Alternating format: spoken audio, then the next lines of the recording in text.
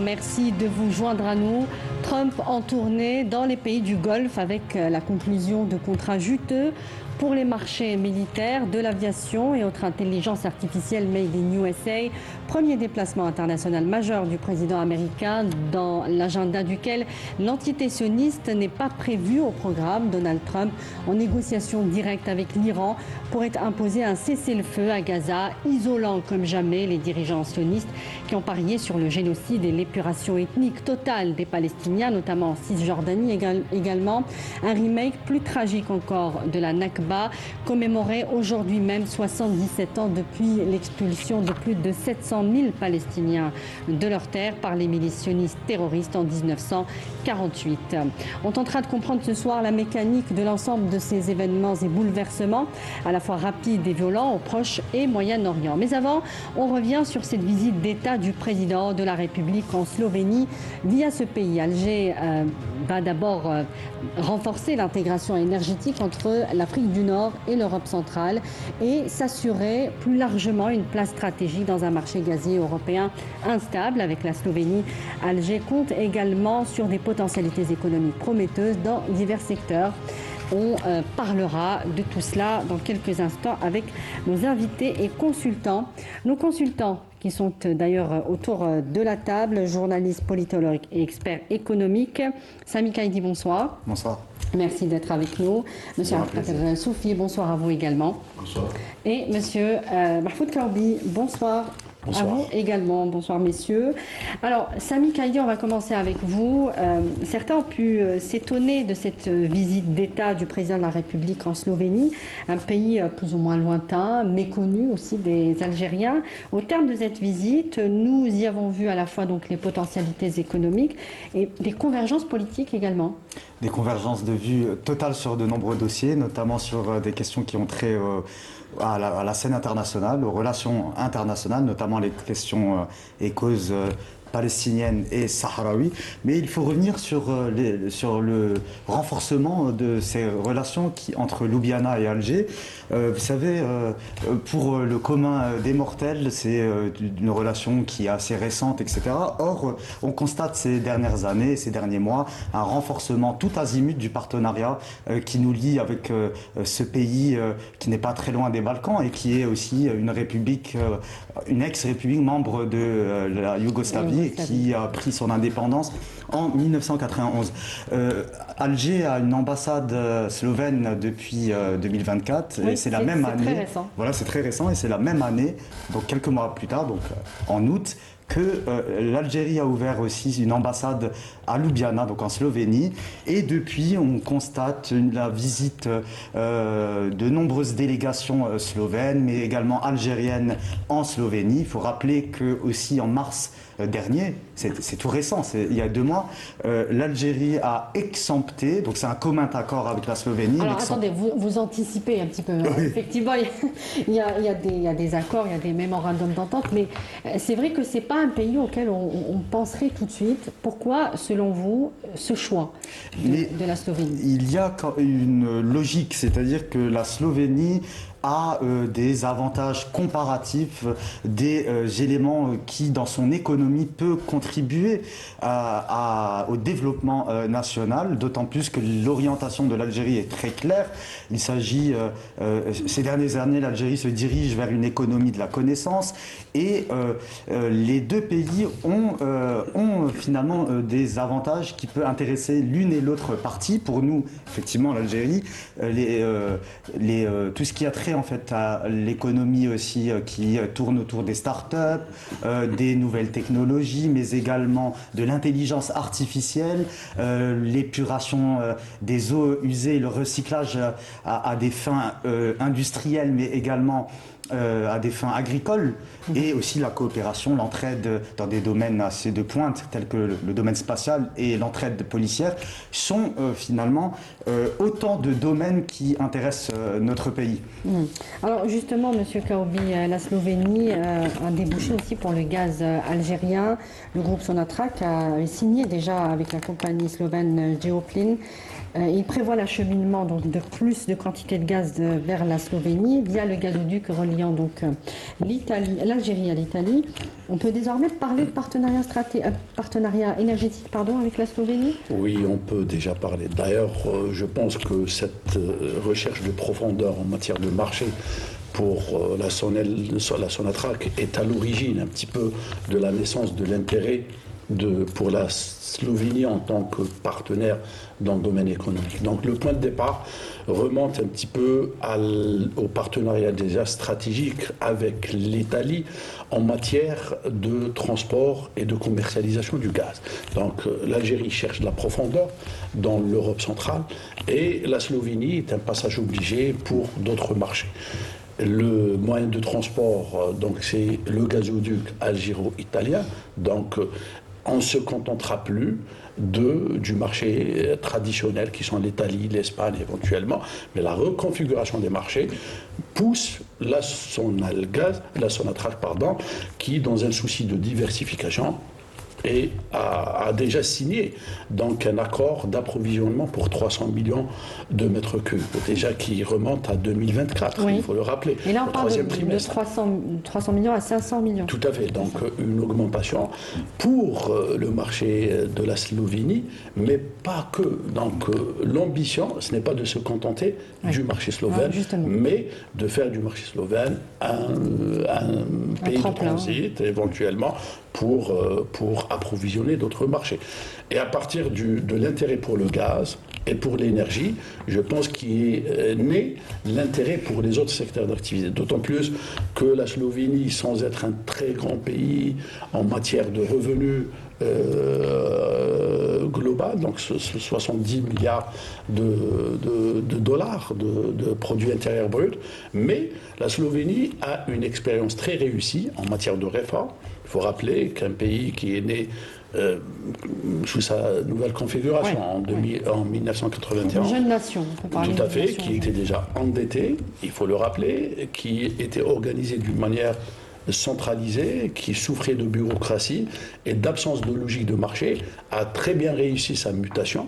Donc c'est en 2004 déjà qu'il a répondu favorablement aux critères d'admission à l'espace de Schengen et qui, en 2007, a répondu favorablement aussi aux critères de Maastricht, donc pour l'admission à la zone euro. Pour dire que c'est un très bon élève et au jour d'aujourd'hui... Ce sont des performances économiques, là. Oui, en matière de gouvernance, déjà, assurer une mutation d'une économie planifiée, centralisée à une économie principalement de marché, parce que l'expérience est aussi intéressante pour la Slovénie. Donc il y a un mix entre une part de services publics. Pardon ? Souveraineté financière. Tout à fait. Actuellement, c'est un pourvoyeur de fonds. Donc, au lieu d'être le pays endetté que la Slovénie était en 91, aujourd'hui, elle participe. Elle n'a pas de dette et au contraire, elle participe. Pour les pays européens en difficulté ? Oui, bon, comparativement à d'autres pays, donc une bonne gouvernance et une expérience réussie en matière de mutation. Après, il y a un bon dosage en matière surtout de préparation du capital humain, très important. On va y arriver, la santé, l'éducation, etc. Oui. Et c'est dans ce sens que l'intérêt, je pense, est né pour tisser des relations en matière de construction économique, de gouvernance et d'échange d'expériences en matière économique.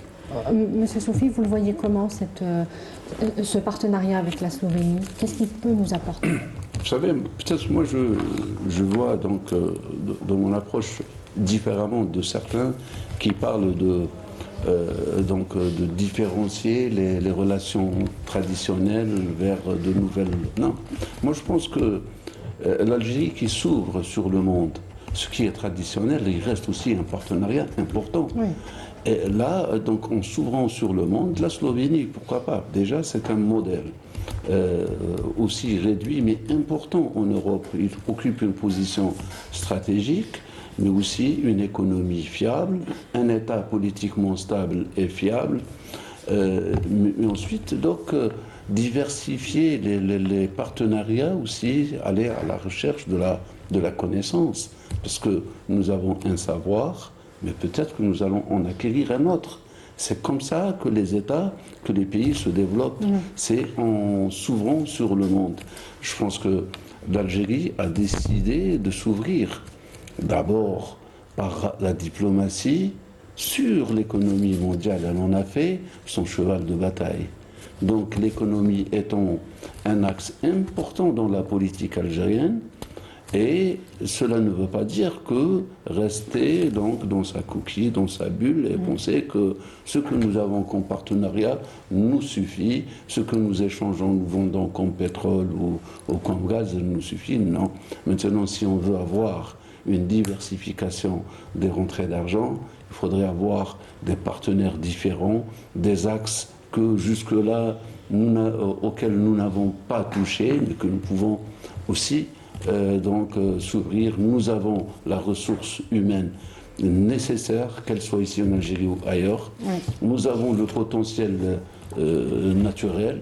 Et là, la Slovénie aussi, c'est un pays non seulement fiable, déjà, il est connu pour sa main-d'œuvre hautement qualifiée, il produit bien et il vend très bien. Et donc, il est sur ce plan-là, ne serait-ce que sur la formation de cette qualification de main-d'œuvre ou de production. C'est intéressant. C'est un pays aussi qui s'ouvre sur l'économie du savoir. Ouais. C'est un pays aussi donc, qui a quand même une importance dans le domaine du numérique, dans l'intelligence artificielle. C'est un créneau aussi de l'enseignement supérieur. Qui aussi. nous intéresse. Il y a d'ailleurs eu des échanges avec des mémorandums d'entente entre les ministères. Absolument. D'ailleurs, le nombre de mémorandums qui ont été signés dans le cadre des mines, du pétrole, du gaz, de l'énergie en général, de la recherche scientifique dans l'agriculture, sans oublier les accords des hommes d'affaires algériens et slovènes. Cela aussi, ça va s'ouvrir sur un trade. Sur un marché important que nous pouvons importer de la Slovénie, mais nous pouvons exporter vers la Slovénie et à travers la Slovénie. N'oubliez pas que la Slovénie est un pays donc, qui ressemble dans sa configuration politique beaucoup à l'Algérie. Il est un peu social et il est aussi capitaliste. L'enseignement supérieur, c'est gratuit. L'enseignement moyen et primaire, c'est gratuit aussi. Donc il y a une forme de solidarité nationale, mais en contrepartie, il y a une vision très très intéressante dans ce partenariat. À partir peut-être de ce partenariat, on pourrait développer encore d'autres dans le voisinage et pourquoi pas s'éparpiller à travers l'Europe. Ou alors calquer tout simplement ce partenariat avec d'autres. Il est important parce que ça nous permet de l'étudier aussi. Exact. À ce propos, c'est vrai que je voudrais revenir aussi sur cette question du gaz, car elle est fondamentale. Au-delà de l'accord qui a été scellé entre la Sonatrach et Géoplan, cet accord rappelle déjà que l'Algérie est un partenaire extrêmement fiable en termes de production et de distribution des hydrocarbures et plus particulièrement du gaz. Il faut rappeler que l'Algérie fournit 50% de la consommation annuelle de la Slovénie en gaz et que la Slovénie s'inscrit finalement comme étant un jalon important de la future autoroute énergétique qui se construit entre l'Algérie et l'Europe. Donc, notamment à travers le GNL aussi. Exactement, via l'Italie, mais même via le gazoduc qui relie l'Algérie à l'Italie. Et on voit que de nombreux pays ont un appétit vers un partenariat stratégique avec l'Algérie en termes d'hydrocarbures. On voit l'Allemagne, on voit également l'Autriche qui demande une augmentation aussi, qui veut se tourner vers l'Algérie pour ses fournitures, son approvisionnement de gaz, et également la République tchèque de M. Pavel. On a vu que dans de nombreux échanges entre ce dernier et le président de la République, Abdelmajid Tebboune, la République tchèque veut également profiter aussi et diversifier ses approvisionnements de gaz. Et quoi de mieux que l'Algérie, qui est quand même un partenaire fiable pour l'Union européenne. Et justement, M. Kaoubi, quelles sont les ouvertures que peut offrir la Slovénie pour le gaz algérien, notamment aussi pour le GNL? On parle du gaz qui passera par le gazoduc avec l'Italie, mais le GNL, on peut se placer aussi sur ce marché du GNL en Europe. Oui, c'est important par rapport aux investissements qui ont été faits par la Sonatrach dans le domaine du GNL. Les méthaniers. Il est important, justement, de trouver des débouchés parce qu'on n'est pas à l'abri de retournement de situation. D'ailleurs, on commence à sentir une certaine baisse des prix du gaz pour lesquels il faut pallier par une politique agressive en termes de recherche de marché. Oui. Donc la situation évolue dans le sens qui pousserait la Sonatrach, qui devrait pousser la Sonatrach à être beaucoup plus agressive en tous les cas. Et je pense que cette possibilité d'avoir des clients qui seront liés avec l'Algérie sur des contrats à moyen et long terme, déjà c'est important. Donc on a cette bonne réputation d'être un partenaire crédible dans l'Algérie et stable. Donc ça c'est important dans la mesure où des investissements ont été lancés déjà en amont en partenariat avec l'Italie pour augmenter des capacités de production. Donc cette question de trouver des débouchés s'impose. Donc on n'évolue pas sur un terrain qui est acquis, les choses évoluent, le marché européen devrait être beaucoup plus disputé dans l'avenir avec un éventuel retour de fournisseurs traditionnels, la Russie par exemple, mais aussi d'autres pays, les Émirats, le Qatar, et donc il etc. conviendrait de se placer maintenant. Tout à fait. Et là, on voit qu'il y a de l'anticipation. Il y a de l'anticipation, pas uniquement parce que le marché cible, ce n'est pas uniquement la Slovénie, parce que ce n'est pas un grand consommateur, il faut le dire. C'est quoi les marchés cibles ? Et c'est l'Allemagne, c'est l'Autriche, c'est des pays qui ont pris la décision de diversifier leurs fournisseurs. Et ils sont en quête de trouver des fournisseurs qui sont déjà crédibles, et l'Algérie est un fournisseur crédible. Donc on ne comptera plus seulement sur l'Italie pour fournir le gaz algérien. Mais le partenariat avec l'Italie, justement, c'est un hub. C'est un hub. Tout à fait. Je pense que les Allemands, déjà, qui comptaient sur le Stream 2 qui a été détruit, et eux qui ont abandonné le nucléaire, donc pour eux, c'est une opportunité. Donc l'Europe centrale, l'Europe de l'Est constitue une cible privilégiée de la Sonelgaz, c'est de l'Algérie. Et la clé qui permet de rentrer dans ces pays, donc on passe par l'Italie et la Slovénie, on cherche de la profondeur, c'est important.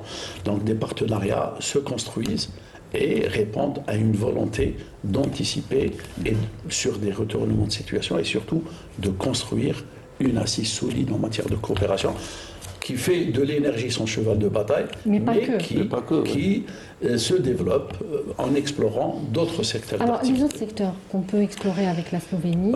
La Slovénie, si on a un ordre de priorité, donc la construction du capital humain, c'est très important. Alors, parce que les logiques à court terme, il ne faut pas se limiter au très court terme, parce que souvent, on est évalué par rapport au nombre de contrats, par rapport au nombre de... Mais c'est vrai que dans le domaine de l'industrie, le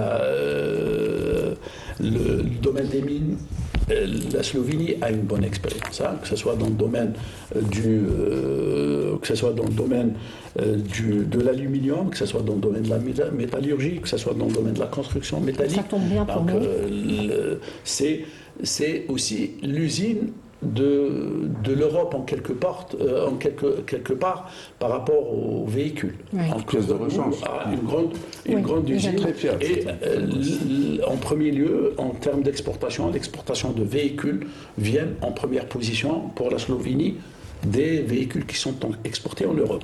Idem pour l'aluminium et idem pour la pièce détachée, mais aussi dans le domaine de l'électroménager. Ça, si on veut parler de l'industrie cellulosique, donc le papier, la pharmacie, la chimie, etc., il y a des gisements de coopération assez importants. Et je pense que ces mêmes domaines sont les domaines qui sont encouragés par l'État pour être... Mais justement, ce sont les secteurs qu'on veut développer. Maintenant, la balle, et le président de la République l'a clairement affiché, la balle est dans le camp des partenaires économiques, des agents, des entreprises. Il faut qu'ils soient plus agressifs. Ils étaient présents, une très grande délégation accompagnée du président. Voilà. Maintenant, le cadre institutionnel est scellé. Il faut que les entreprises prennent le relais. Et je pense qu'ils peuvent le prendre. Maintenant, sur le deuxième secteur où on peut développer, c'est le domaine du développement du capital humain.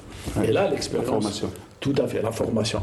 Les performances en matière d'éducation, tous les cycles, et les performances dans le domaine de la santé sont à un niveau très développé. Pratiquement, c'est au même Mais alors, niveau de la ils sont Chine. performants dans presque tous les secteurs que vous avez C'est ça. cités. C'est une question de gouvernance et d'organisation. Formation C'est- de très haute qualité, que ce soit la formation professionnelle, l'enseignement supérieur, l'éducation à tous les paliers. Donc vous avez une ressource humaine prête déjà C'est ça. à être utilisée. Et dans le domaine de la technologie aussi, dans l'intelligence artificielle, dans le domaine des nouvelles technologies. Et quand on voit la volonté des pouvoirs publics en Algérie de développer le capital Précisément, humain, c'est donc secteur-là. là, le gisement, il existe. Ce qui est intéressant, c'est de tirer profit des expériences des autres pays. Comment ils ont réussi et pour ne pas reproduire des erreurs éventuellement qui nous coûteraient du temps et qui nous coûteraient des ressources. C'est dans ce sens où on peut développer des partenariats solides avec la Slovénie qui donneraient lieu à des bénéfices sur le moyen et le long terme. Mais alors, on pourrait aller vers un partenariat global, réellement stratégique, de haut niveau, et non plus seulement se contenter de signer des contrats et des mémorandums lors de visites tout de même de haut rang de la part de la Slovénie. Je pense que c'est une grande fenêtre, un portail est ouvert aujourd'hui avec la Slovénie. Il ne faut pas oublier que la Slovénie aussi, elle fait partie des pays de l'ex-Yougoslavie. Donc c'est les Balkans aussi, ce sont des pays intéressants avec qui on peut développer aussi beaucoup de choses. Donc déjà nous sommes dans l'Europe centrale, mais aussi c'est une porte vers l'Europe de l'Est. Aujourd'hui nous avons vu que la Slovénie, donc ce savoir acquis n'est pas récent. C'est aussi un capital. C'est un héritage. C'est un héritage de très longue haleine. Et là, on comprend comment cet État est structuré, comment la ressource humaine ou comment l'être humain est central donc, dans la formation, comment il y a la rigueur aussi. Et là, on peut s'imprégner, on peut s'inspirer, on peut étudier. Et donc, le cas slovène, comment on tirait profit à différents niveaux. M. Kaoui a déjà parlé. Et donc, pour répondre à ma question, on peut aller vers un partenariat global avec ce pays. On peut Compte aller, tenu bien sûr. du constat que vous en faites. C'est pourquoi j'ai dit c'est un portail qui est ouvert. Et tout est possible. Là, on a signé des accords. Je pense qu'on va les découvrir davantage. Ils vont nous découvrir davantage parce que nous parlons que de la Slovénie. C'est parce qu'eux aussi, ils ont besoin de l'Algérie. Ils n'ont pas besoin de l'Algérie que dans le domaine de l'énergie. Donc, il y a d'autres secteurs où l'Algérie peut aussi les aider, où énormément. Il y a l'agriculture, il y a le domaine de l'industrie pour automobile, bien sûr, qu'on peut développer communément. L'économie bleue. Il y a l'économie bleue, l'économie verte, etc. voilà. Donc il y a beaucoup de domaines. Et si cela arriverait aussi, parce que l'Algérie aussi possède la ressource humaine hautement qualifiée, qu'elle soit ici ou ailleurs. Ouais. Donc à travers des investissements, on pourrait faire un partenariat aussi stratégique, profond, global et diversifié. Et il y a également, Sami Kaidi, ce mémorandum d'entente qui porte sur la création d'un mécanisme de consultation politique. Exactement. Évidemment, les deux pays affichent, on disait, une convergence de vues sur certains dossiers, notamment les plus brûlants de l'actualité, la Palestine, la cause sahraoui également. Comment expliquez-vous les positions honorables, certes, mais extrêmement courageuse d'un pays qui se trouve en Europe tout de même, et l'Europe, on sait, elle est extrêmement divisée aujourd'hui. Il y a très très peu de pays qui disent ce qu'il faut dire, qui disent tout simplement la réalité, notamment dans ce qui se passe à Gaza. Alors, la position de la Slovénie est extrêmement intéressante parce qu'elle nous montre qu'il y a des nations qui ont des positions honorables, courageuses et justes. Et je pense que cela est également le fruit aussi de l'histoire de la Slovénie et de la région, dans la mesure où ce pays a subi aussi les affres des ingérences et la dislocation de l'ex-Yougoslavie il y a de cela déjà plusieurs décennies.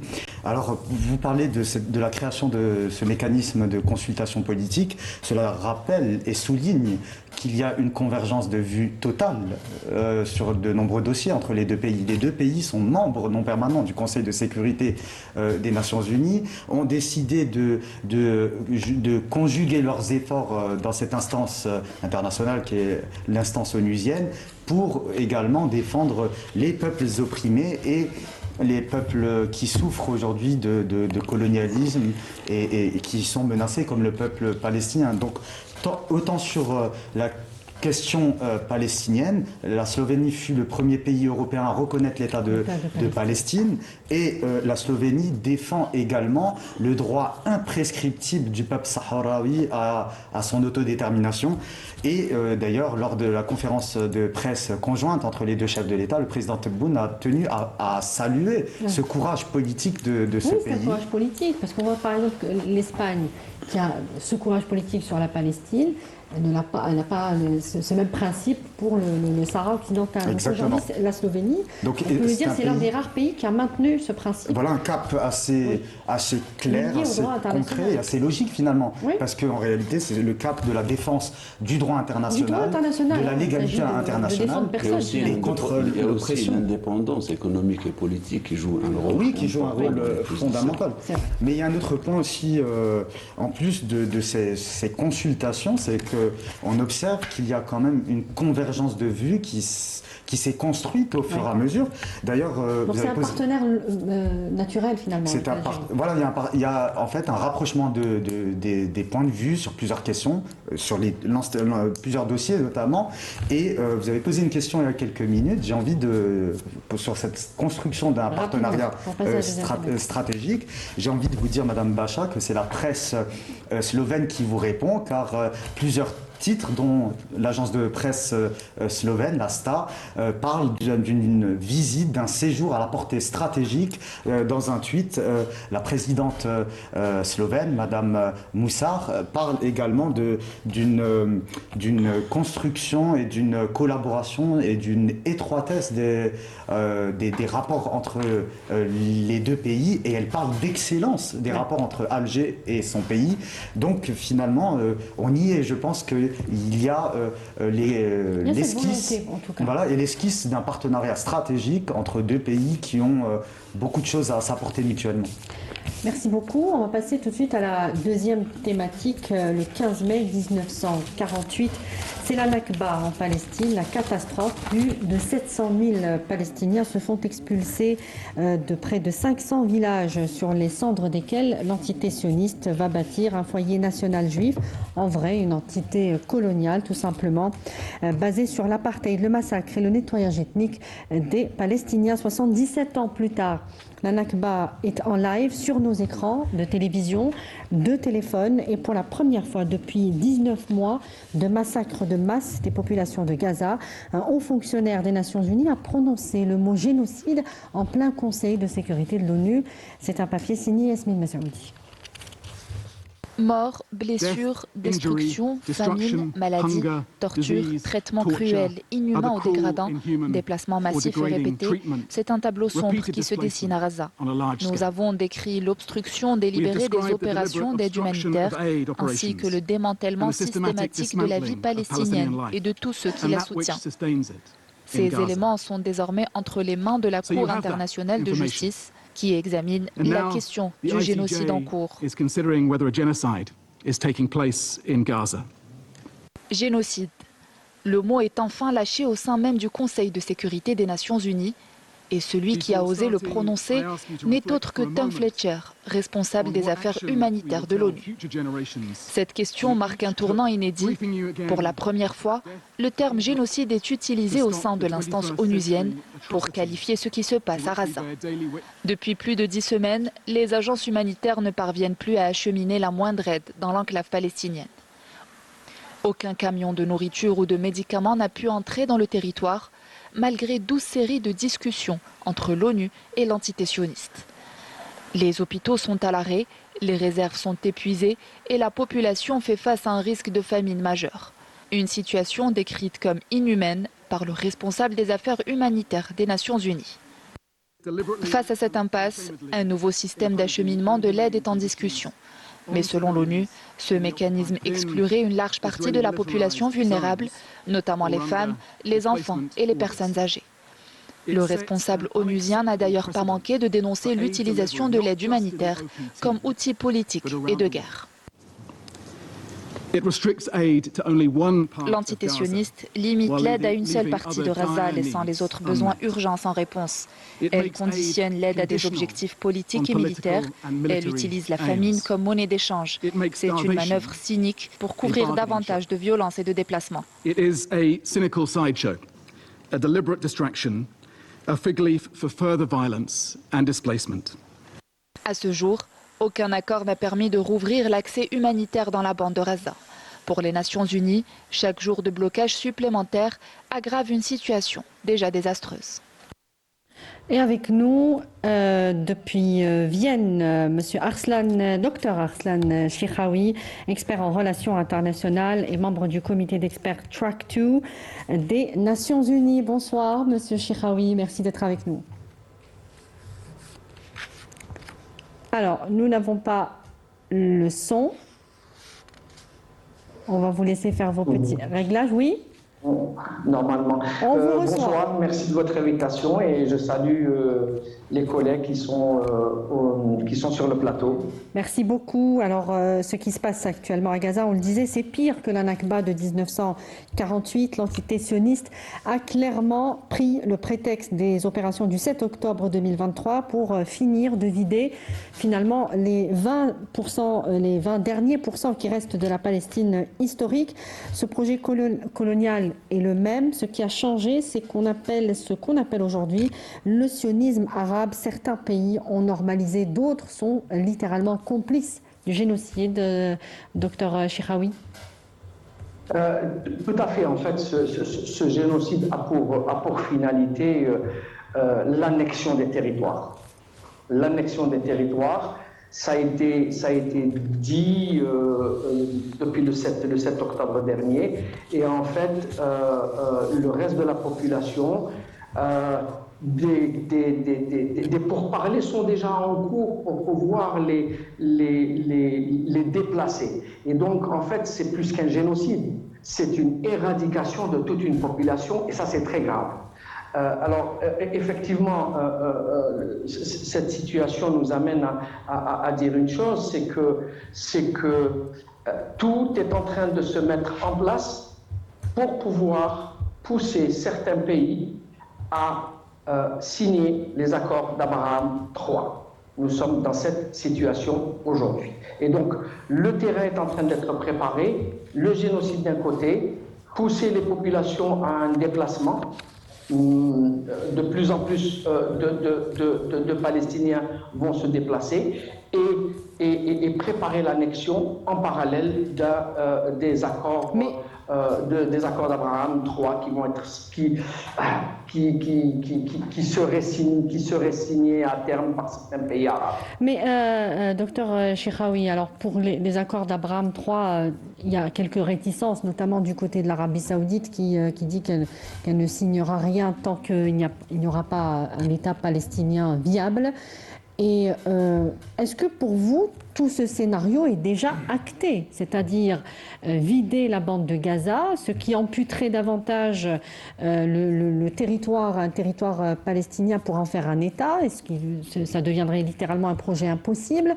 Et donc, est-ce que pour vous, ce scénario est déjà acté selon vous et qu'il n'y a plus rien à faire finalement? Alors, plus rien à faire, non, je ne dirais pas ça, quand même. Par contre, que ce scénario est bel et bien en place depuis un certain nombre de mois, voire un certain nombre d'années. Ce n'est pas du jour au lendemain qu'un scénario se met en place ou est prévu. Alors, qu'est-ce qu'on pourrait s'imaginer comme situation? D'ailleurs, vous l'avez dit, certains pays comme l'Arabie Saoudite essayent de faire avancer un argument, mais en parallèle, vous voyez que la Syrie est poussée est poussé indirectement à reconnaître l'État sioniste et par conséquent à terme de signer un accord. Donc nous sommes dans une nouvelle forme de diplomatie. Cette diplomatie, c'est une diplomatie de deal, c'est une diplomatie de transaction, encore une fois, hein, on est dans une logique transactionnelle. Il y a des deals qui vont être passés, nous ne sommes plus dans une diplomatie de principe où certains vont garder leurs principes liés à la cause palestinienne. Beaucoup vont lâcher et je dirais qu'à terme, certains pays, y compris l'Arabie Saoudite, risqueraient et je dis bien à terme, hein, ce n'est pas demain matin, risqueraient d'arriver à cette situation de signer l'accord d'Abraham III. Alors, elle le dit, hein, l'Arabie Saoudite n'est pas contre, mais tout à fait. Mais avec cette compte, elle ne le fera pas. Alors je reviendrai vers vous, docteur Soufi, juste pour profiter de la visio avec Monsieur Cheikhaoui. On parle de 200 000 victimes palestiniennes à Gaza, au bas mot, hein, entre tués et blessés dans ce génocide en cours. Depuis quelques jours, quelque chose a tout de même shifté, notamment à Washington. Les sionistes affirment qu'ils vont mener une opération terrestre de grande envergure à Gaza. Aujourd'hui, des médias égyptiens et qataris rapportent que Netanyahou a mené des discussions dans son cabinet de guerre autour d'un cessez-le-feu, alors qu'il était farouchement opposé à cela il n'y a pas 2 jours. Est-ce que Donald Trump a une nouvelle fois modifié la donne, notamment en négociant directement avec le Hamas pour libérer l'otage américain? Alors, la question m'est destinée, j'imagine. Oui. Alors, effectivement, le président Donald Trump est en train essentiellement de sécuriser, je dis bien de sécuriser, ces discussions, ces négociations avec l'Iran. La finalité, c'est ça. Actuellement, il va laisser faire Netanyahou, d'accord? De toutes les façons, Netanyahou est fini politiquement, à terme, il est fini politiquement. Donc, quelque part, ce que le président Donald Trump souhaite faire, c'est de sécuriser ces négociations avec l'Iran, et les négociations vont porter sur un accord global.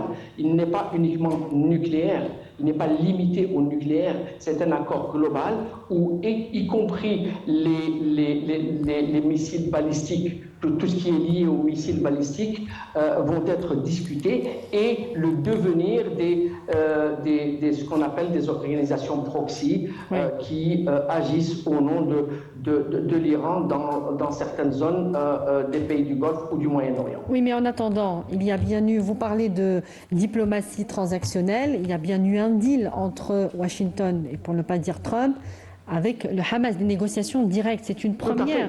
C'est une première, Monsieur Cheikhaoui. Qu'est-ce que Trump a donné? Pardonnez-moi.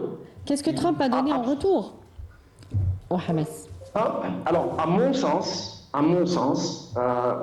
Trump va donner ce qu'on appelle le feu vert pour une annexion à terme de la bande de Gaza.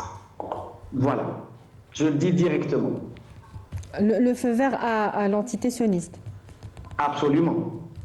Mais ma question, pardonnez-moi, ma question portait, docteur Cheikhaoui, portait sur le Hamas qui a fait un deal avec Washington, avec Trump. Qu'est-ce que le Hamas va en tirer de ce deal? Ce que le Hamas va en tirer, c'est qu'il est affaibli sur le plan matériel, sur le plan militaire. Donc, il va maintenir la survie de certains de ces éléments dirigeant actuellement cette organisation. C'est en fait la survie. Le deal, c'est la survie. À l'extérieur de Gaza, c'est ce que vous voulez dire? Absolument. Comme ça a été le cas dans le cas de la Syrie, où une organisation qui était considérée comme étant mise sur la liste des terroristes devient aujourd'hui à la tête, gouverne le pays. Donc en fait, les ennemis d'hier peuvent devenir les amis de demain. Oui. Et ça, c'est la conception américaine.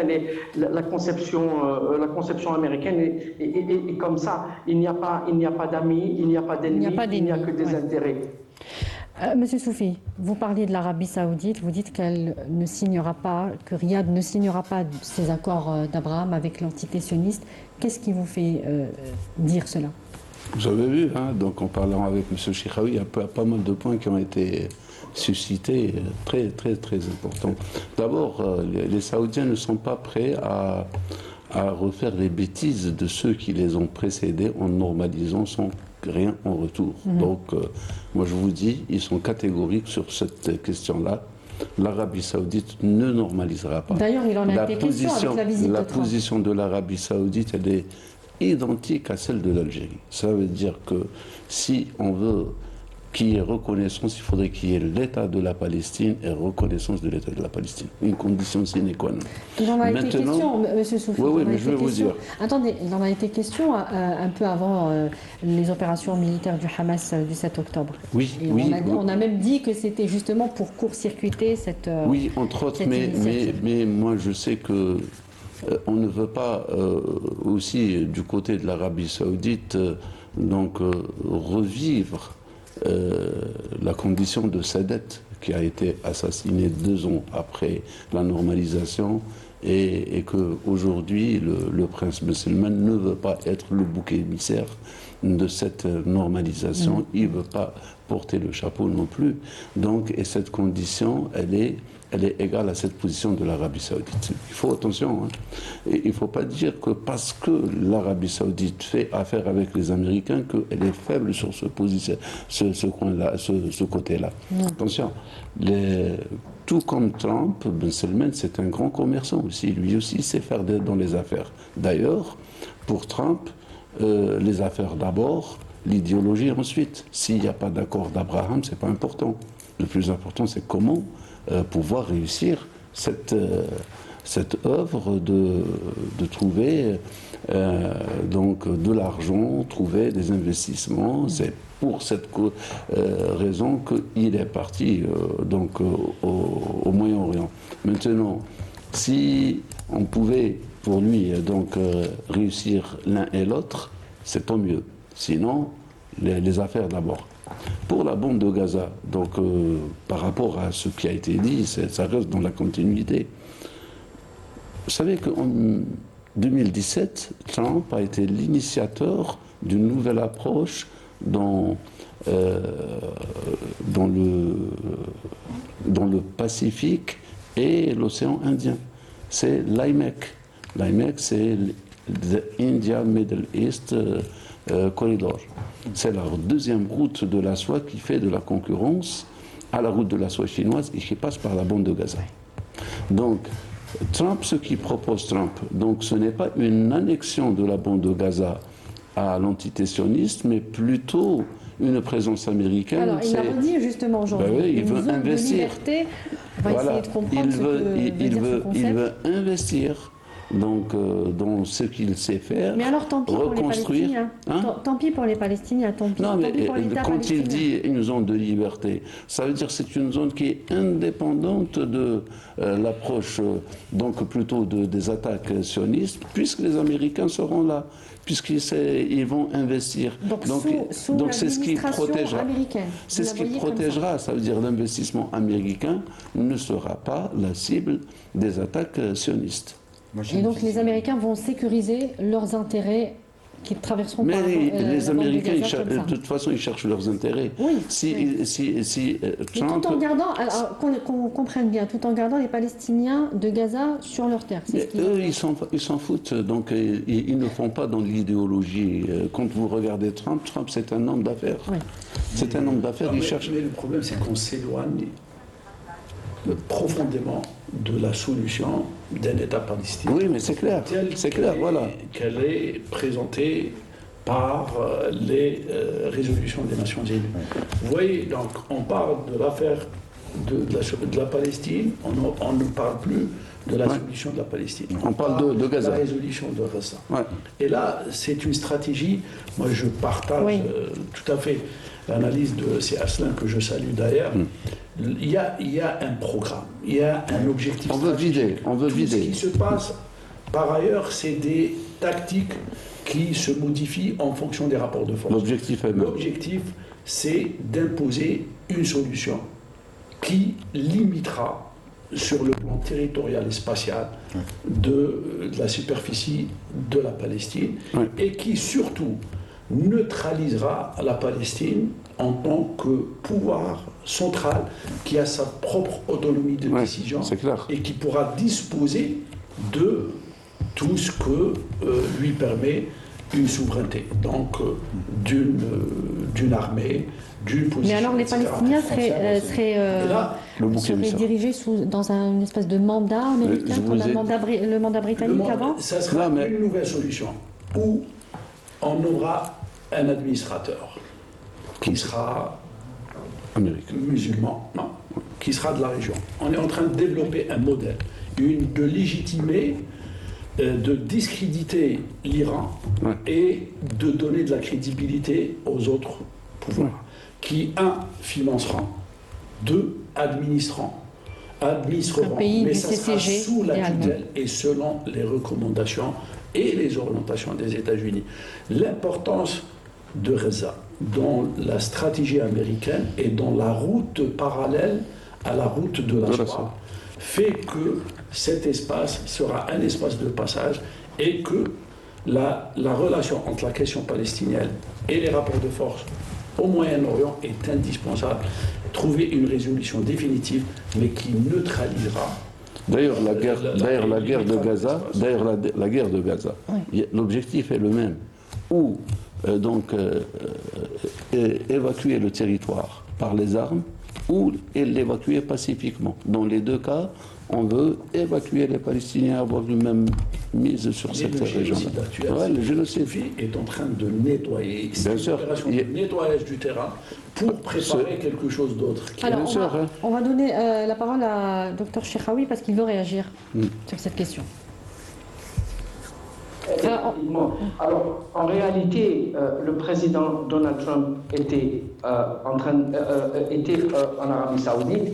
Il a négocié. Alors, je vais peut-être contredire mon ami Soufi. Ce ne sont pas les Américains qui vont investir dans la bande de Gaza, mais c'est l'inverse. Les Américains vont tirer les dividendes de l'investissement des capitaux saoudiens qui seront investis pour pouvoir construire la bande de Gaza. Et ce sont les entreprises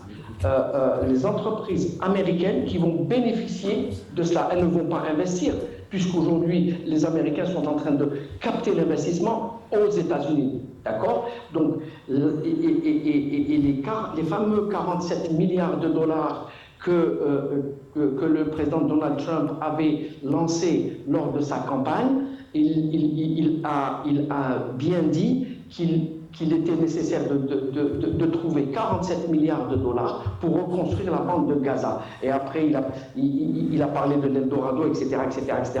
En réalité, nous sommes dans cette logique. Et cette logique, c'est l'argent des pays du Golfe qui permettra de construire la bande de Gaza. Mais, et comme vous l'avez dit, les plus grands perdants, c'est la population palestinienne. Parce qu'en fait, il y a un génocide, plus qu'un génocide. On est dans cette situation. Et le deuxième élément, c'est qu'il est en train, donc, il a trois piliers. Il est en train de s'appuyer sur trois piliers, le président Trump. Le premier pilier étant la déconstruction de tout un système. D'accord ? Le deuxième pilier va être le désengagement militaire. Il le fait actuellement, puisqu'il se désengage progressivement sur le plan militaire. Oui. Et le troisième pilier, c'est de ramener ses capitaux pour permettre à son économie de se relancer. Mais Monsieur Chekhaoui, quitte à contrarier les plans des sionistes. Non, mais alors, aujourd'hui, l'opération militaire qui a été menée par l'entité sioniste, c'était éraser Gaza. Ça, c'est le premier projet. Et ensuite, reconstruire Gaza. Oui, mais les sionistes parlent de reprendre Gaza. Oui. Bah, écoute, Dans l'entité sioniste. mais- On va laisser juste M. Cheikhaoui terminer. On donne la parole à Sami Kaidi qui n'a pas encore, qui ne s'est pas encore Mais exprimé.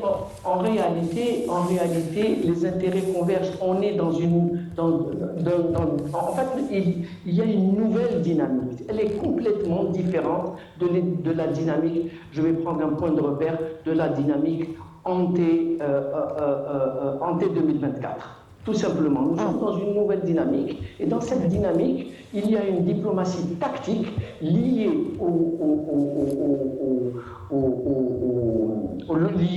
aux affaires, hein, liée au business, tout simplement liée au business. Tout est lié au business aujourd'hui. Donc nous avons une nouvelle dynamique, et tous les paramètres avec lesquels nous analysions les situations avant 2024 sont en train de changer. Donc on a un changement de paramètres d'analyse et un changement de paradigme également. Donc il y a une nouvelle donne. Cette nouvelle donne, ce sont les intérêts convergents de l'entité sioniste et des Américains pour des considérations purement économiques et éminemment économiques. Oui. Aujourd'hui, au jour d'aujourd'hui. Hein. D'accord. Sami Kaidi. Alors moi j'aurais une interprétation qui va un peu différer, c'est qu'on a toujours tendance à tout mettre sur le plan de l'économie et on oublie très souvent l'aspect idéologique. Et on observe que, somme toute, tout est plus que jamais clair. C'est-à-dire que l'entité sioniste, qui est, il faut le rappeler, animée par des principes expansionnistes, Messianique. Mais ce ne serait pas la logique de Trump. qui est dans un C'est ce qu'il dit ce soir. dans un fondamentalisme aussi ethnico-religieux, il faut appeler un chat, si je puis dire, eh bien, aujourd'hui, n'a qu'un travail, c'est finalement d'aller toujours, de conquérir toujours plus de territoires. On Oui, le mais voit Sami aujourd'hui. Kaidi, Trump ne serait pas dans cette logique. Alors, il a la logique des affaires, du business, bien entendu, pas de l'idéologie. bien Donc là, il y a une entendu, première mais- divergence avec Mais il ne faut pas oublier non sionistes. plus que les groupes de pression pro-sionistes à Washington demeurent forts également. Et je pense qu'ils ont également encore un poids et on le voit actuellement, c'est-à-dire qu'aux États-Unis, Trump n'est pas seul à la manœuvre. Oui. Il a derrière lui tout un établissement, des institutions, etc. Et ces groupes de pression demeurent puissants. Aujourd'hui, on voit bien que l'entité sioniste grignote toujours plus de territoires, on le voit en Syrie, avec des bombardements, des agressions quotidiennes, au Liban, au sud-Liban. On le voit à Gaza. Et je pense que finalement, le projet, c'est dans la droite ligne de ce fameux plan Oded-Yinon, c'est de conquérir toujours plus de territoires, de déstabiliser les pays de la région et d'annexer Gaza. D'ailleurs, c'est tous ces génocidaires de l'entité sioniste qui emploient ce terme-là. Aujourd'hui, ils parlent de l'annexion, non pas que de Gaza, mais également de la Cisjordanie occupée. Et pour cela, il faut mettre en œuvre un plan d'extermination. Et là, on a Human Rights Watch qui parle du fait que l'entité sioniste fait du blocus à Gaza un outil d'extermination, selon l'ONG. Médecins sans frontières aussi qui parle de la mise en œuvre de l'ensemble des moyens pour exterminer un peuple. Donc voilà, la logique, elle est claire. Avant, on a entendu les déclarations de M. Fletcher, donc ce responsable onusien, mais ce n'est plus qu'aux Nations Unies. Le président brésilien, Lula da Silva, a parlé de génocide hier. Également des hauts responsables espagnols. Donc finalement... Mais ça ne changera pas la donne selon vous. La bande de Gaza sera finalement pour moi, annexée. la situation est gravissime.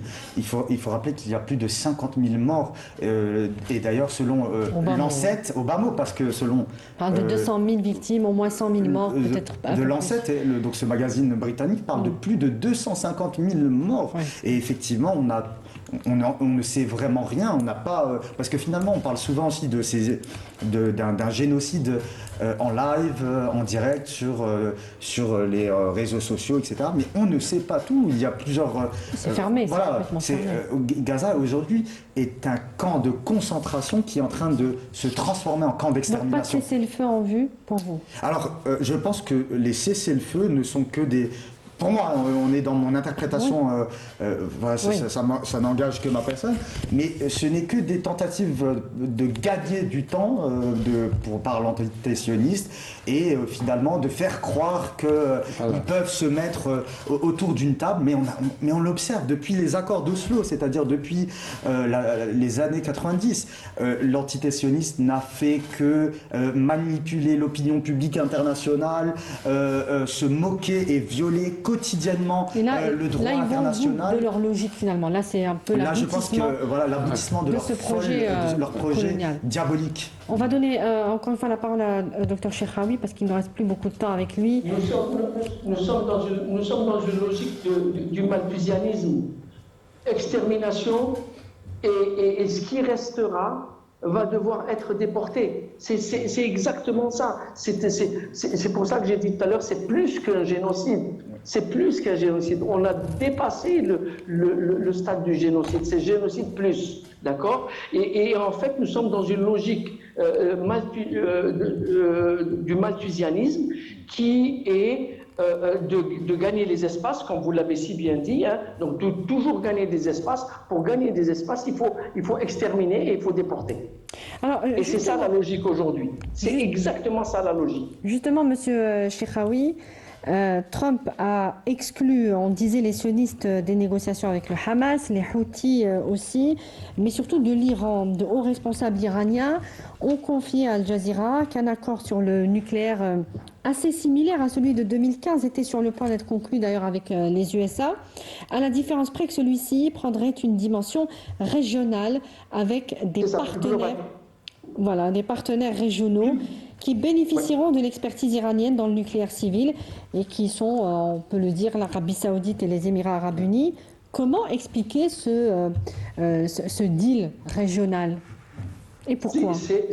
C'est en fait, je l'ai dit tout à fait au début, le deal est plus global et c'est pour ça que Trump est en train de sécuriser son deal d'aujourd'hui. Le deal ne va pas toucher uniquement le nucléaire, il va toucher, comme je l'ai dit tout à l'heure, le système balistique, d'accord, mais également les organisations, ce qu'on appelle communément les organisations extrémistes, terroristes qui agissent par proxy. Et en réalité, Trump veut faire de l'Iran un point important ou un pays clé de la région. Donc la donne est en train de basculer. Et pour cela, l'Iran essaie d'intégrer tous les autres partenaires pour pouvoir leur permettre de développer l'énergie nucléaire, d'accord, civile bien sûr, oui, et se désengager complètement. C'est pour ça que j'ai parlé de désengagement tout à l'heure, se désengager totalement de l'arme nucléaire. Nous sommes dans une logique de containment. Nous sommes vraiment dans une logique de containment. Contenir le développement de l'arme nucléaire et permettre à ces pays-là, je vais dire entre guillemets, de s'amuser un petit peu avec l'énergie nucléaire civile, d'accord, mais et il a dit, et Trump l'a dit dans sa déclaration publique tout récemment, il a dit je ne permettrai pas à l'Iran d'avoir l'arme nucléaire. Donc c'est l'arme nucléaire qui est visée. Tout le reste, je suis prêt à lâcher sur tout le reste. Mais donc ce sera un accord régional pour continuer donc à un peu surveiller l'Iran de près, puisque ce seront des partenaires avec l'Arabie Saoudite. Tout à fait. Les partenaires vont servir également je dirais de gendarmes. Ouais. Ce n'est plus les États-Unis qui vont jouer les gendarmes un peu partout, mais ce sera les partenaires. Et Trump dit, je n'ai pas d'alliés. Je n'ai pas d'alliés, je n'ai que des partenaires. Donc il est dans une logique de partenariat et non pas dans une logique d'alliance. Monsieur Kaoubi, ça aussi c'est un partenariat important. Alors on dit que l'Iran a fait des concessions, mais les Américains en ont fait aussi, puisqu'on disait c'est assez similaire à l'accord de 2015, dont Trump lui-même s'était retiré en 2018. Pourquoi il y revient aujourd'hui ? Avec sensiblement les mêmes termes du contrat. Ici la carte en fonction des nouvelles données. Maintenant, c'est la vitesse supérieure. Neutraliser le rôle de l'Iran en tant que capacité de nuisance et de déstabilisation de la région qui s'inscrit en dehors de la vision américaine, les couper de ses bras, donc de ses satellites qui intervenaient au Liban. D'ailleurs, ce qui s'est passé au Liban le prouve, en Syrie aussi. Et en contrepartie, en contrepartie, lui proposer un nouveau rôle, mais à condition de ne plus jouer ce rôle ou de faire valoir cette capacité de nuisance. Et ça, l'Iran serait prêt à le faire contre ce programme nucléaire. D'ailleurs, ce qui s'est passé avant pour affaiblir l'Iran de manière très sérieuse. Il ne faut pas oublier l'assassinat du président iranien. Il ne faut pas aussi oublier les attaques qui ont touché Téhéran. Donc tout cela s'inscrit dans une logique d'affaiblissement de l'autre et de le mener à la négociation dans une position de faiblesse. Et de l'autre côté aussi, donc ce qui s'est passé en compact avec l'Arabie Saoudite, avec le Qatar, avec les Émirats, est en contrepartie, et de l'autre côté, un élément qui vise à redistribuer, à rééquilibrer les rôles, et c'est surtout à faire accepter la solution américaine par rapport à Gaza. Donc, redessiner la carte, redistribuer les rôles. Donc, on aura un gendarme qui sera nécessairement Israël, l'entité sioniste, on aura des bailleurs de fonds et on aura des administrateurs qui tous évolueront sous le commandement des États-Unis et dans une logique de permettre, d'ailleurs ce que Arslan disait en matière de reconstruction de Gaza, mais pas que de Gaza, de la région. C'est les entreprises américaines qui vont bénéficier de marchés et donc qui seront financés par des capitaux des pays de la région. Et donc, vous voyez le rôle et qui permettront de construire. Là, on revient au PGI, au grand projet de partenariat pour l'infrastructure et les investissements qui doit développer des enveloppes budgétaires qui vont dépasser les 800 milliards de dollars. Un grand plan Marshall de 2025 dont bénéficiera principalement les entreprises américaines et qui permettra d'asseoir encore une fois la domination des États-Unis sur une région qui est capitale pour le commerce international, qui est capitale pour l'approvisionnement en matière d'énergie. On revient, et on ne le dira pas assez, c'est une guerre des espaces, et tout le monde, et l'espace du Moyen-Orient est tellement important sur le plan économique, et surtout dans une logique de guerre, avec la Chine qui a anticipé, qui a mis en place justement. Donc les enjeux sont très importants. Qui a anticipé comment, la Chine? Qui a anticipé en mettant en place la route de la soie. Mais justement, cette route de la soie, elle concurrence les projets américains. Mais toute la guerre, c'est ça. Toute la guerre. Il faut récupérer. Je vous donne un petit détail. L'admission de l'Égypte, des Émirats arabes unis et de l'Arabie saoudite au BRICS. Donc les enjeux, la fixation sur le plan stratégique de cette zone de l'Afrique de l'Est et du Moyen-Orient comme un élément capital sur laquelle la Chine a anticipé pour asseoir sa domination.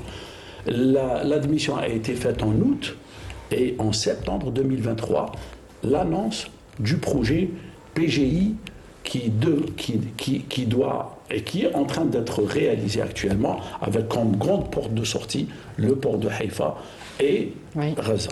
Un moment, il nous reste encore du temps avec 5 minutes avec Dr Chiraoui. Vous vouliez réagir sur quelle question précisément, Monsieur Chiraoui? Vous avez entièrement raison et toute la logique autour de ce qui se passe de la visite du président Trump au Moyen-Orient, c'est d'avoir des leviers de négociation demain avec son rival commercial et économique qui est la Chine. Et en fait, aujourd'hui, il essaie de s'assurer tous ces territoires du Moyen-Orient pour pouvoir demain avoir avoir des éléments de négociation pour arriver à ce qu'on appelle un gentleman agreement entre la Chine et les États-Unis sur le plan commercial et sur le plan économique. Tout est lié à ça. Et le contrôle du point de passage de la mer d'Aden, etc., est lié également à ça. Y compris tous les accords qu'il est en train d'essayer de pousser avec la Syrie, etc., pour pouvoir avoir tous ces leviers-là et aller affronter la Chine en position de force. Donc c'est une conquête, une nouvelle conquête américaine. Elle n'est pas militaire, elle est purement commerciale aujourd'hui. Transactionnelle, comme vous le disiez. Merci. Absolument. Merci, Dr Aslan Chirhaoui. Je rappelle que vous êtes expert en relations internationales et membre du comité d'experts Track 2 du système des Nations Unies. Merci beaucoup d'avoir été avec nous ce soir. C'est moi qui... On revient à vous, Sami Kaidi. Voilà. Alors, effectivement, moi, je suis intimement persuadé que cette question de la route des énergies, de la reconfiguration géopolitique qu'on observe sous nos yeux, elle est également aussi hautement économique. Et je voudrais apporter aussi une petite nuance par rapport à l'Iran. On oublie souvent que le système politique iranien est composé des conservateurs et des réformateurs, et qu'il y a une alternance entre ces deux grands groupes finalement en Iran. Et actuellement, je pense que ce qu'on observe avec la négociation ou la renégociation aussi des accords sur le nucléaire n'est qu'une phase aussi, et je pense que l'Iran n'a pas dit son dernier mot par rapport à son rôle aussi régional. Oui, alors j'allais justement poser cette question. Est-ce que on part du principe finalement que tous ces deals et tout ce marchandage donc politique et diplomatique et économique va se faire sur le dos des populations et des enjeux aussi pour ces populations-là dans la région, comme si elles n'existaient pas, comme si elles n'avaient pas leur mot à dire. Est-ce que l'Iran va céder? Parce que si l'Iran cède, effectivement, tous les groupes proxy, comme on les appelle, dans la région, sont voués à disparaître finalement. Alors pour moi, je pense que ce qu'on observe est tout à fait naturel et habituel, parce que effectivement, selon aussi le groupe qui est aussi finalement la partie ou le parti qui est au pouvoir à Téhéran, entre les conservateurs et les réformateurs, il y a des nuances. Et je pense que effectivement, il n'est pas impossible que lors des prochaines élections, parce qu'il y a vraiment une alternance, c'est assez cyclique en Iran, avec le retour des conservateurs au pouvoir, on pourrait voir aussi un autre ton à Téhéran. L'Iran est un grand pays qui a effectivement une grande civilisation, hein, avec un développement technologique, économique assez impressionnant. Je pense que l'Iran ne dira pas n'a pas dit son dernier mot, et dans ce système qui est sous nos yeux et qui est en train d'être complètement recomposé, on ne sait pas finalement de quoi demain sera fait. Et aujourd'hui, finalement, j'ai l'impression que c'est un peu la loi du plus fort, et celui qui sera le plus fort ou celui qui pourra anticiper aura forcément une longueur d'avance qui sera déterminante pour... Oui, il y a les intérêts aussi de chacun des pays de la région. Vous la voyez comment, cette reconfiguration Écoutez, moi je l'ai dit à plusieurs reprises. Donc ce qui se passe au Moyen-Orient, pour les grandes puissances, c'est une case de guerre. Donc le projet du Moyen-Orient a été dessiné depuis longtemps. Et on voulait donc évacuer toute la population palestinienne de la Cisjordanie et de Gaza vers l'Égypte et vers la Jordanie et vers l'Arabie Saoudite. Donc ça a été un projet. Ensuite, on a même essayé d'acheter un bon territoire en Égypte pour déplacer les populations au-delà du Nil, au-delà du Nil, et plutôt donc pour vraiment les éloigner de la Palestine. La question aujourd'hui qui se pose et qui se voit, j'ai dit au départ, il y a le IMEC. Les Américains sont, d'ailleurs Trump est décidé à récupérer cette bande. Donc on voyait aussi ce dont on n'a pas parlé, un nouveau canal de Suez, c'est le canal de Ben Gurion. Et ce canal, il va éliminer ou étouffer le canal de Suez, et tout le commerce du monde va passer par là, par cette bande-là. Ça veut dire même la route de la soie, devrait passer par le canal de Bangolia. Mais on n'est pas encore dans la concrétisation de ce Oui, mais projet. On en parle, mais c'est le projet. C'est le projet. C'est le projet. Alors, Netanyahou, donc, l'entend différemment. Donc, pour lui, c'est... Parce qu'il y a des projets qui se croisent. Il y a le projet du Grand Israël qui se croise avec le projet américain. D'ailleurs, on a parlé de la Nekba.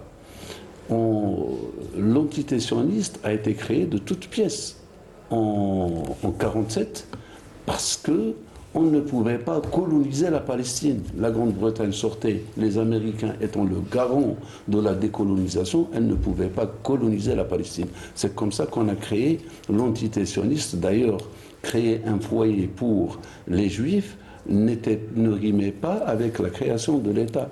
Le manifeste donc de... RTL. Non, je parlais de celui de Balfour. Voilà, le Balfour. Pourquoi la lettre de Balfour en 17? C'est parce que la Grande-Bretagne perdait la guerre et avait besoin d'argent. Et c'est comme ça qu'il a envoyé la lettre à Lord Rothschild, et pour que Lord Rothschild n'ait pas justement la même mise, il a publié dans le Times la lettre pour l'ensemble des Juifs, leur assurant qu'il y ait un foyer sans changer le statut de la Palestine.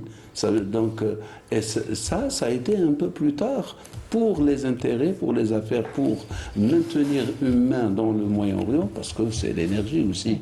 Quand vous avez vu que l'Iran, qui était le gendarme à un moment avant 79, après cette guerre, l'Irak, c'est un pays de pétrole, l'Arabie Saoudite, c'est le pétrole, toute la région, c'est le pétrole, et les Américains ne vont pas sortir. Ils définissent l'espace vital des États-Unis d'Amérique. L'Amérique est là où se trouve l'énergie. Donc d'abord, il y a l'énergie, puis il y a la guerre avec la Chine. On ne veut pas que la Chine chevauche sur le territoire américain, et on ne veut pas perdre l'hégémonie, parce que l'hégémonie américaine, traditionnellement, monsieur Safi, la Chine n'a pas tellement d'ambition dans la région. Elle est plus du côté de l'Afrique. Elle n'a pas de revendication. La Chine vient vers l'Europe, elle vient vers l'Afrique. L'hégémonie américaine, elle ne repose pas que sur la puissance militaire. Elle repose essentiellement sur l'énergie. Non, sur l'économie et sur la finance. Ouais. Quand vous voyez la Chine montante sur le plan financier avec la banque chinoise du BRICS, avec l'envahissement donc du monde avec son économie, elle met à mal le système. Oui, mais au Moyen-Orient, la Chine ne concurrence pas réellement les États-Unis. Non, le Moyen-Orient, c'est une casse. Non, le Moyen-Orient fait partie de ce croissant, qui sépare l'Europe de l'Asie, de l'Afrique. C'est le contrôle des autoroutes énergétiques. Le danger, c'est que ce qui se passe actuellement, c'est une riposte. Les Américains veulent rattraper le retard. Exactement. Ils n'ont pas vu la chose venir. Comment expliquer secteur expliquer l'admission ou la demande d'admission de l'Arabie Saoudite, de l'Égypte, de l'Iran, de l'Éthiopie. Mais ça, ils n'ont pas aimé les Américains. Si ce n'est pas quand on voit le tracé des routes de la soie, le passage est très clair. On peut pas. N'importe quel pays qui veut avoir le leadership sur le plan économique ne peut pas ne pas avoir d'ambition sur cette région qui est très importante. Le Moyen-Orient, c'est une région qui est victime de ces grandes potentialités économiques et commerciales. C'est quand même plus de 30%, 32% des ressources énergétiques dans le monde. C'est des passages importants, ne serait-ce que sur le court terme. Et c'est par rapport à ça qu'actuellement, la finalité, c'est une... Mais on sait que l'Arabie Saoudite avait postulé au BRICS pour un peu protester auprès des États-Unis qui s'étaient un peu détournés à un certain moment de Riyad. Dans la tactique. Et vous voyez que sur le plan des objectifs stratégiques, les choses sont fondamentalement les mêmes. Après, c'est des ajustements tactiques. Mais les États-Unis ne lâcheront jamais cette région. Quand on voit la mobilisation militaire qui a été déjà faites, pour ne pas dire que c'est uniquement une démarche de l'administration actuelle. C'est l'administration de Biden qui a mis toute la logistique, tout l'appui, aussi bien militaire que financier, dans cette guerre ça explique. avec les Palestiniens. Donc vous voyez qu'il y a ça, c'est une stratégie qui est savamment pensée, qui est savamment mise en place, et que tactiquement, le jeu de rôle... Et on veut isoler la Russie et l'Iran de cette concurrence. L'Iran est un Justement, acteur la Russie. important. Extraire l'Iran Ouais. du BRICS et de la Chine. Et lui de la donner Russie, un rôle dans le et Moyen. de lui attribuer un rôle dans la nouvelle configuration de la carte du Moyen-Orient, c'est l'ambition. Mais la Russie pourrait avoir son mot à dire. On verra, cette, tout dépend. Non, il y a des il y a- tentatives de rapprochement entre Trump et Poutine, donc il essaye justement. Trump Mais- a même dit qu'il pourrait s'y rendre, se rendre donc à Istanbul, où il y a Ouais. des négociations, si ça avançait, Mais là, on observe pour que donner un peu de la L'objectif, c'est légitimité. isoler la Chine Mais aussi. on observe aussi que c'est quand même beaucoup plus difficile que ce qui était prévu dans le dossier ukrainien. Mais quand on parle aussi de cette concurrence, il ne faut pas oublier que dans ce rapport entre la Chine et les États-Unis, c'est que l'Amérique du Nord et l'Europe occidentale ont aujourd'hui, souffrent d'une désindustrialisation massive. Et donc finalement, j'ai l'impression aussi que le retard qui se constate aujourd'hui dans cette partie du monde sera difficile à rattraper parce que dans ce parallèle, la Chine a misé énormément sur une industrialisation, sur de la compétitivité, et aujourd'hui les États occidentaux auront du mal à rattraper tout ce retard. Et j'ai l'impression que les États-Unis viennent de se réveiller et essayent de procéder à Oui, toute... il le dit d'ailleurs. Trump dit que les États-Unis ont accusé des retards considérables, notamment technologie, dans le domaine de la technologie. Il y a une désindustrialisation qui est massive Et aujourd'hui. il vient Toute la technologie. il vient chercher de l'argent au Moyen-Orient pour... Non, mais plus que ça, Des terres rares, de l'argent, des espaces c'est plus pour que ça, il faut commercialiser. voir que- Et tout cela, je reviens à ce que disait Mais c'est pas Arslan. obligé. En fait, c'est plus que ça. C'est ce qui est caractéristique. Enfin, ce qui caractérise un peu ce changement, c'est qu'on a observé une Chine qui finalement qui a commencé du niveau le plus bas, c'est-à-dire on parlait souvent au début des années 80, etc., d'une Chine qui copiait les technologies européennes, occidentales, etc. Aujourd'hui, le wagon a changé. C'est la Chine qui donne le tempo. C'est un modèle. Et voilà. Et aujourd'hui, on voit une Europe occidentale et une Amérique du Nord qui essaye de rattraper et notamment sur le point des nouvelles technologies, de l'intelligence artificielle, etc. Et finalement, c'est connu de tout celui qui maîtrisera ou l'intelligence artificielle contrôlera finalement une partie fondamentale de l'économie mondiale. Oui. Non, mais il y a un rôle dans tous les cas. La monnaie d'échange en contrepartie, qu'est-ce qui va être donné à la Russie en contrepartie d'une prise de position? Ce sera des marchés, du gaz, pour revenir à l'Europe. Donc le retour On verra de la Russie dans le marché gazier, oui, ça, c'est son important marché parce naturel que en Europe. C'est justement la diplomatie du business et du négoce. De la transaction. Vous allez voir que les positions, donc la position de la Russie par rapport à l'Iran, etc. Vous voyez que Donc ça pourrait être on a vu les positions par rapport à la Syrie. Oui.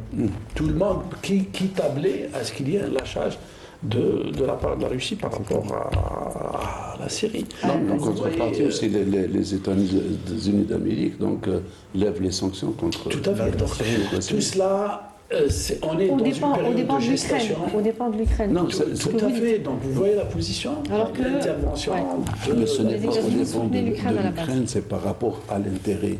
C'est- Donc dès le départ, c'est l'intérêt qui motive Oui, mais la l'intérêt, décision. on est en train de le Il y a dire, pas a d'amis. shifté. Il n'y a pas d'amis, il Non, n'y a pas on n'est pas en train d'ennemis. de parler d'amitié, Oui, mais, oui, mais mais- l'intérêt au départ, c'était de soutenir l'Ukraine. Aujourd'hui, ce qui est en train de se Il y a dessiner, eu un c'est deal que avec l'Ukraine. la Russie Il y a va... eu un deal, il y a eu un deal Oui, avec l'Ukraine. mais la Russie, on va lui proposer quelque chose d'intéressant En contrepartie, elle devra donc céder sur ses relations, sa profondeur stratégique finalement, déjà sur la Syrie, après sur C'est ça l'Iran. les négociations. C'est-à-dire quand vous prenez l'Ukraine, il y a un deal, donc il y a eu des négociations entre l'Ukraine et les États-Unis d'Amérique. Donc quelles seraient les concessions que les Ukrainiens pourraient faire pour les Russes? Quelle serait la relation économique entre l'Ukraine et les États-Unis d'Amérique? Ensuite, quelle serait... C'est Sophie, la levée des sanctions économiques à la Russie, l'ouverture du marché européen au gaz, et puis il y a aussi d'autres zones absolument. Donc tout est... qu'on pourrait laisser à la Russie en contrepartie de tout ça. Sans être dans la logique du complotisme, on peut penser que tout ça s'imbrique parfaitement finalement dans une logique d'intérêt qui va servir finalement beaucoup plus les intérêts des États-Unis. Un État, on peut penser? Je pense qu'un État au-delà, donc, dans ce monde tel qu'il est maintenant, c'est l'intérêt de l'État-nation. Quels seraient les intérêts que l'on pourrait avoir avec les moindres pertes? C'est ça le leitmotiv des négociations et des relations internationales. Je pense que il y aura une reconfiguration qui se fera au gré des rapports de force. Tout est une question de rapports de force. J'ai envie de faire un peu de philosophie. Il y a Héraclès d'Éphèse qui disait que rien n'est si permanent que le changement. Donc finalement, on est dans une tectonique des plaques qui va se reconfigurer en fonction des rapports de force, des faiblesses et des forces des uns et des autres. Aujourd'hui, pour conclure, je pense qu'on devrait avoir vraiment une pensée pour les Razaouis qui, aujourd'hui, sont dans une souffrance incroyable. Ils sont victimes d'une politique d'extermination.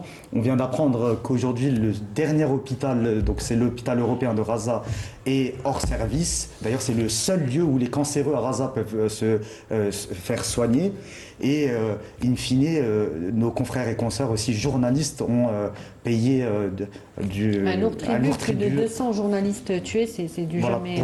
Pour nous informer de la gravité de ce génocide. Ce qu'on peut dire aussi, c'est que tous ces scénarios ont été élaborés sur le dos de ces populations, mais sans compter, en tout cas, moi personnellement j'y crois, sans compter sur l'esprit de résistance des peuples, résistance à l'ennemi, résistance au colonialisme, à l'apartheid, à l'Holocauste. On peut parler d'Holocauste, et ça ne devrait pas être un terme réservé d'ailleurs aux populations juives qui l'ont subi.